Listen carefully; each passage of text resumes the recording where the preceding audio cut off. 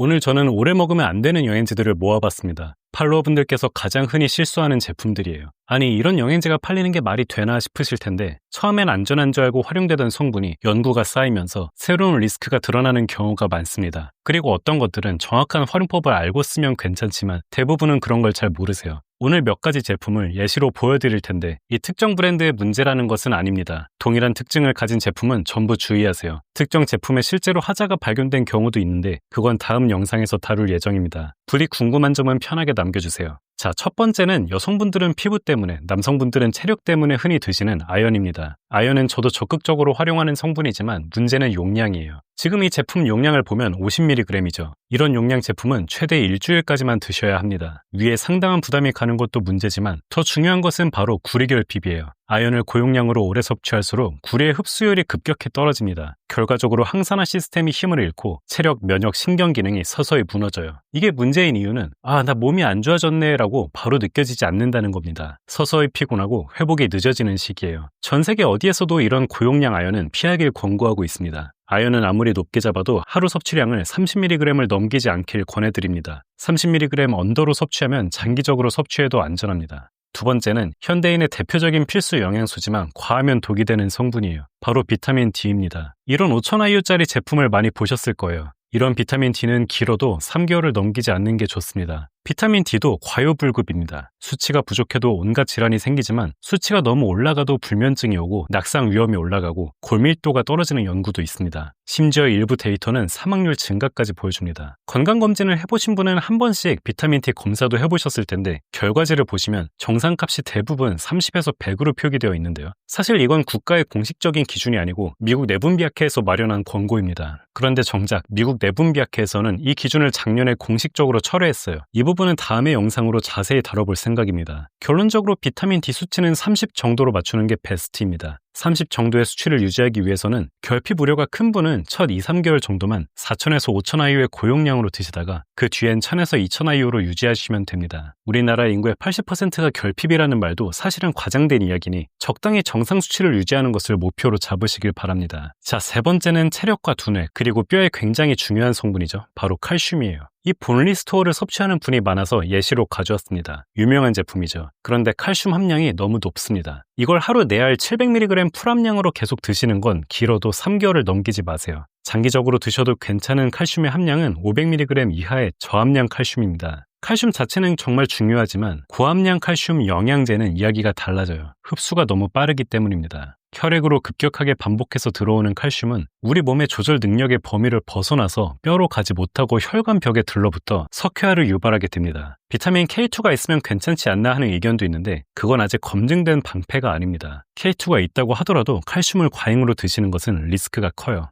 그럼 칼슘 영양제는 전부 다 버려야겠다 생각하실 수 있는데 꼭 그런 건 아니에요. 칼슘 과잉만큼 칼슘 결핍도 우리 건강과 컨디션에 크게 해롭습니다. 최대한 식사를 통해 드시되 식사로 충분한 칼슘을 섭취할 자신이 없는 분은 하루에 200-300ml라도 영양제로 챙겨주세요. 컨디션 관리에 정말 빠르게 도움됩니다. 이 본리스토어 같은 경우도 하루에 2알로 꾸준히 섭취하는 건 괜찮습니다. 자, 네 번째는 체력 때문에도 많이 찾고 고지혈증이 있는 분께서도 애용하는 성분입니다. 바로 코큐텐이에요. 이 닥터스베스트 코큐텐도 굉장히 유명한 제품인데 특이한 게 있습니다. 바로 300ml짜리 코큐텐이에요. 이런 100에서 200mg짜리는 괜찮습니다. 그런데 이 300짜리는 너무 용량이 높습니다. 이건 처음부터 구매하지 않는 것을 권해드려요. 코큐텐의 섭취량이 높아질수록 불면증이 오고 혈당 조절 능력이 저하됩니다. 그리고 중요한 것은 이득이 없다는 거예요. 대부분의 사람들에게 코큐텐은 100mg으로도 충분합니다. 아니, 이런 300짜리 코큐텐을 누가 먹어? 어그로 아니야? 생각하실 수 있는데 이거 은근히 인기 제품입니다. 고함량이니까 더 좋겠지 하고 대뜸 드시는 분이 많기 때문이에요. 다만 특수한 사례로 난임 문제에 도움을 얻기 위해 300짜리를 시도하는 분도 있는데 이런 경우라면 시도해볼 가치가 있지만 리스크가 있다는 사실을 염두에 두고 신중하게 섭취해야 합니다. 그리고 이 제품에는 또 다른 이슈가 있는데 바로 바이오페린입니다. 메인 성분의 흡수율을 높이기 위한 보조 성분이죠. 그런데 이렇게 바이오페린이 포함된 영양제는 영양 성분의 흡수율만 높이는 게 아니라 복용 중인 다른 처방약들의 흡수율까지 동시에 높여버립니다. 따라서 처방약의 약효와 부작용이 예측하기 어렵게 변해요. 특히 내과나 정신과 약을 드시는 분께는 치명적일 수 있으니 반드시 조심하셔야 합니다. 이 커큐민도 마찬가지예요. 바이오페린이 들어있는 제품이죠. 그런데 커큐민과 바이오페린이 만나면 문제가 조금 더 복잡해져요. 간 손상 리스크 때문입니다. 커큐민으로 인한 간 손상 자체는 드물지만 영양제 중에서는 빈번한 편이에요. 그리고 간독성이 보고된 커큐민의 상당수가 바이오페린이 복합된 커큐민이었습니다. 한편 다른 방식으로 흡수율이 개선된 커큐민은 간 손상 사례가 아직 없었어요. 아직 원인이 명확하지 않은 만큼 보수적으로 봤을 때 간 기능이 안 좋은 분은 어떤 커큐민이든 간이 회복된 뒤에 드세요. 그리고 이 바이오페린이 복합된 커큐민은 간이 건강한 분이라고 해도 길어도 3개월만 시도해보고 그 이후에는 꼭 다시 필요성을 점검해 보시길 바랍니다. 자, 6번째는 운동 능력과 다이어트, 그리고 두뇌 기능에까지 쓰이는 성분입니다. 바로 카르니틴이에요. 나름 임상 데이터가 잘 갖춰진 유용한 성분이지만 오래 드시면 이야기가 달라집니다. 카르니틴이 장에서 TMAO라는 독성 물질을 생성하기 때문이에요. TMAO 수치가 높아지면 동맥경화가 생기고 심혈관 리스크가 크게 증가합니다. 함량이 낮은 카르니틴은 비교적 괜찮지만 대부분의 카르니틴 영양제는 500mg가 넘는 함량이죠. 이런 제품은 보수적으로 판단해서 길어도 3개월까지만 드시길 권해드립니다. 그리고 카르니틴을 꼭 섭취해야 하는 시기가 아니라면 다른 더 안전한 성분들을 시도하는 게 낫습니다. 카르니틴과 동일한 문제를 가진 성분이 또 있어요. 바로 콜린과 베타인입니다. 베타인은 그래도 비교적 TMAO 수치를 크게 높이지 않는다는 연구도 새로 나왔는데 콜린은 그렇지 않습니다. 카르니틴만큼 리스크가 있어요. 가급적이면 3개월 이상 드시지 않는 것이 좋습니다. 다행히도 모든 콜린이 그런 것은 아닙니다. 콜린증의 흡수율이 낮은 콜린 바이타르테이트나 콜린 클로라이드가 가장 우려가 높고 포스파티딜 콜린이나 시티콜린, 레시틴 같은 고흡수 형태는 TMAO 수치를 크게 올리지 않아서 장기적으로 드셔도 괜찮습니다. 그리고 이런 비타민제에 포함된 콜린들도 함량이 매우 적어서 문제를 일으키지 않습니다. 자, 다들 궁금해하실 만한 내용이 있는데요. 3개월 먹고 얼마나 쉬어야 하나요? 하는 질문이 정말 많았어요. 딱 정해진 휴지기가 있는 것은 아닙니다. 제가 추천드리는 방법은 고함량 섭취가 반드시 필요하다고 판단되는 시기에만 짧게 드시고 나머지 시기에는 모두 저용량으로 드시거나 중단하는 거예요. 다만 골다공증 같은 이유로 처방을 받아 복용하는 경우는 그렇게 복용하는 것이 더 이득이라는 판단 하에 처방이 나온 것이니 담당 선생님의 소견에 따르시는 게 맞습니다. 벌써 이미 오래 먹었는데 어떻게 하죠? 병원에 가야 하나요? 하는 질문이 많았습니다. 이미 오래 드셨다 해도 너무 걱정하진 않아도 괜찮습니다. 지금부터 중단하고 앞으로 주의하시면 돼요. 부작용은 모두에게 나타나는 게 아니라 확률이라서 지금 당장 건강에 문제가 없었다면 보통 괜찮습니다. 다만 섭취 기간이 길어질수록 부작용이 나타날 확률이 높아지니 잘못된 방법으로 드시던 분은 지금이라도 중단하거나 줄이시길 바랍니다. 궁금한 점이 있으시면 언제든 편히 남겨주시고 제가 유튜브에서는 작업 환경상 모든 분께 답변을 드리지 못할 때가 많습니다. 제 네이버 밴드나 1:1 톡방에 문의를 남겨주시면 모두에게 시간 나는 대로 답변을 드리고 있고요. 또 제가 최근에 오픈 채팅방을 개설했는데 저만큼이나 영양제에 관심이 많고 잘 아시는 분이 많으니 참여하셔서 여러 이야기를 주고받으시면 재미도 있고 상당히 유익하실 거예요. 오늘 내용은 여기까지고요. 도움이 되셨다면 구독과 좋아요, 알람 설정 부탁드립니다. 감사합니다.